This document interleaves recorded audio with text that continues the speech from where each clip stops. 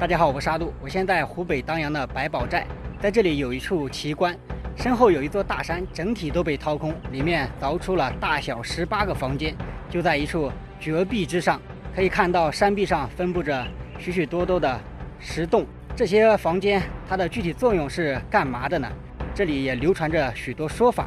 当地的村民说，它的历史已经有上千年了，有的说是当时这个地方有8兄弟凿山为屋，是用来居住的，也为了躲避战乱。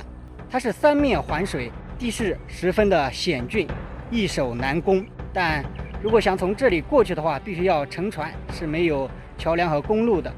这个地方是当阳的青龙村百宝寨，前面那一块是喀斯特的地貌，有点像是小桂林的感觉。这就是居河水了，非常的清澈。然后对面还有一个村庄，但是如果这个村庄想要到达对面一个村庄，就需要从前面乘坐轮渡。小汽车也是可以乘坐轮渡的。找了一位划船的大叔，50块钱包来回可以到达盐屋那里。这位大叔也是当地的村民。大叔，那个盐屋是什么时候建造的？他那个俺有历史觉得可能有1000多年了。1000多年了。1000多年历史。站在岸上看着感觉挺近的，但是划船需要20分钟。现在已经能够看到这处盐屋群了，规模非常的庞大。刚刚乘坐这位大叔的船用了20分钟，才到达了这处崖壁盐屋群的山脚下。现在就带大家上去看一看它的内部构造是什么样的。这个地方呢，之前是有开发过的。我们看，在这处崖壁下呢，是修建了2架钢梯，可以到达上面的盐屋群。如果没有这2架钢梯的话，你是没有办法上去的。这旁边呢，已经立了一块文保碑。古人是怎么上到盐屋上面呢？在1000多年前，他们开凿出来的时候，居河的水是比较大的，都已经漫过了这个钢梯的一半的位置。他们是在这个崖壁的上面打上小孔，而插上木桩，是走在木桩上上去的，是没有办法借助现在的这种钢梯的，所以他们在上面生活会更加的艰难。但是没有办法，为了躲避战乱，所以他们也是不得已在这里生存。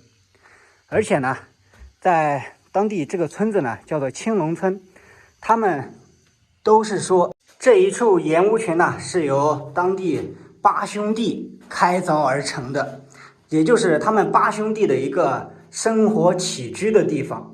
很难想象这8兄弟需要开凿多少年才能够把如此庞大的工程给它做好呢？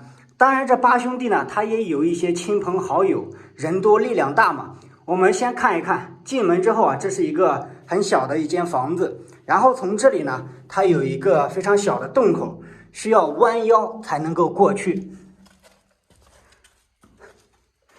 然后这一间房呢，就稍微要大一些了。这间房子为什么会有一个下沉的空间呢？大家看一下，而且在这个位置，它周围呢还凿了一些小的石孔，也就是说上面可以棚上木板，与下面的空间进行隔开。这个下面呢，就是当时8兄弟住在这个地方，作为一个地窖，存放一些长期保存的食物。然后这边呢还开凿了一些通风口，在墙壁上呢也开凿出了一些小孔，都是在一个平行线之内的。这些小孔是干嘛的？同样是插上木桩，把它给隔成几层。在上面的空间呢，还可以放一些杂货。我们继续参观。这里面呢有卧室、客厅以及厨房和卫生间。它是一个2层的，相当于是一个山体内的2层楼房，这你敢相信吗？看看这个位置就是一个很小的一个空间，难道这里就是厕所吗？如果是厕所的话，往哪里排出呢？等会儿我们再看一看。但这个位置呢，它同样是向下陷进去了一部分，这上面也是凿有小孔，可能为了防止潮湿呢，就是隔上木板，可以居住在上面的隔层。我们走到这个地方呢，就需要爬这种楼梯才能够到达第2层。这些楼梯都是后来人为修建的，就是之前开发过嘛，非常的陡只能够一个人通行。这些台阶呢也比较高，有50公分左右。我们上来之后啊，就来到了它的第2层。它的主要房间呢都是分布在第2层的，会更高一些。这墙壁上呢还有许多朋友在上面乱涂乱画、到此一游这一类的非常不文明的行为。我们看这一间房呢，空间也是比较大的，这上面人为开凿的痕迹啊非常的明显。这就是一个窗口，之前呢它肯定是有一个窗户的，木质的，现在都没有了。我们站在这里啊，可以非常清晰的看到外面的风景，而且外面有什么情况的话，站得高望得远也可以观察得到。咱们先到左手边参观，等一会儿再去右边参观。看这一间，墙壁上都已经黑了，就是之前生火做饭的一种痕迹，或者说冬天的时候烤火取暖。看这里非常明显的吧，在墙壁上凿的这样的小孔，它两边都是有的啊。为什么一边凿的是圆的，而一边它是这种斜着凿进去的？这就是为了方便插入木棍。如果你两边都凿成圆的，这种长度的木棍它就很难放进去了嘛。这个位置又是非常小的一个小洞口，就是一道门嘛，只能够一个人通行。咱们进来看一下，哇，这里用木头啊给钉了一个框架，这明显也是后来人为的。但是它这里同样是向下的一个内线，上面同样是可以隔成一层。这里它就不是人居住的了，人不睡在这个房间里面。这里面呢也是养殖牲畜家禽的。然后这旁边呢还有一个非常小的空间，上面是一个通风口。它这个位置啊，把门留的比较小，就是为了防止异味串到其他的房间嘛。如果我们不进来参观的话，单从外面看，多多少少还有一点像是衙墓的感觉。但我们进来之后，这完全它就是人类所生活居住的地方，肯定不是衙墓这一类的。咱们现在往右边参观，大家看这个位置是什么？这是自然的山体在他们开凿整个岩屋的时候啊留下来的一口灶台。哇，非常的神奇呀！这上面可以放一口很大的锅，然后下面就是烧柴火的，农村的土灶嘛，很常见的。然后在这个位置呢，它还有一个小的洞口，是为了方便排烟用的。像这里就可以放一些烧柴点火的工具，是吧？由于时间比较久了，这些石壁上啊都已经呈现出了一些岁月的痕迹，而且呢，有的地方手一碰，它就会掉落下来。哇，尤其是这一间啊，明显是潮湿的痕迹啊，上面都有一层绿色的青苔啊。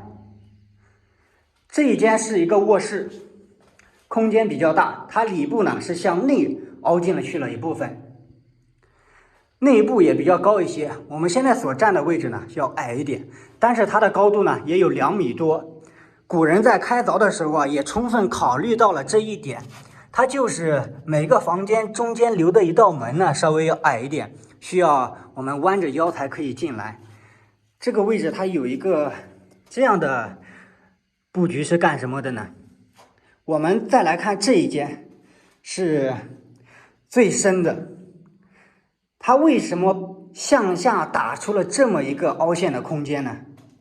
那么这一间看起来也不像是人居住的了，那也有可能是养殖家禽牲畜这一类的，对吧？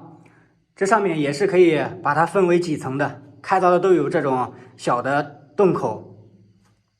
这一间是最深的，而且这一间呢有一些其他的异味，估计晚上的时候这里面会有蝙蝠吧。那我们看一下，这是右手边呢最后一间房子了，它同样是在旁边打出了一个内线的空间。那这个位置啊，它就是厕所了。刚刚也是大叔告诉我的，大家注意看，这个地方呢有一个小坑，对吧？然后下面呢是有一个小洞的，也就是可以把那些排出去的，直接就流到河里面了。然后这个位置呢，它是一个瞭望口，也是通风口，内部的空间比较大，而外部啊非常的小，可以观察外面的情况。如果一旦遇到危险，就可以把这些门窗全部都给它封死。它们在上面呢是有一定的防御能力的。之前这里都是有门窗的啊，看看这些孔，都是有放置门窗的，只是现在没有了。我看对面又有朋友划船过来了，可能也是过来游玩这处盐屋的。就拿这一间来说吧，它的下面呢是可以放床、生活睡觉的地方，但是上面开凿出这样的小孔，做成隔层是干嘛用的呢？就是把粮食、玉米、稻谷这一类的都给它放到隔层上面，因为它身处在河边，三面临水，非常的潮湿，这些稻谷、玉米呢必须要给它悬空，而且要在一个高点，这样的话就能够保证它的干燥。所以这一点就可以知道古人是非常的聪明的，不得不佩服古人的智慧呀。开挖山体的时候还能巧妙的留好这样一个灶台。我们看这个位置呢，它还留了一个小型的灶台，就是平常吃饭的人不多的话，就可以在这个小灶台来做饭，因为它上面刚好是一个圆孔，放一口锅，下面呢有个小洞可以生柴火，旁边就是窗口，排烟就不成问题。在这个灶台的旁边呢，还有一个楼梯是可以下到下面一层的。下来之后呢，我们看一看，这是开凿出了一个洞口嘛，通行到上面的2层。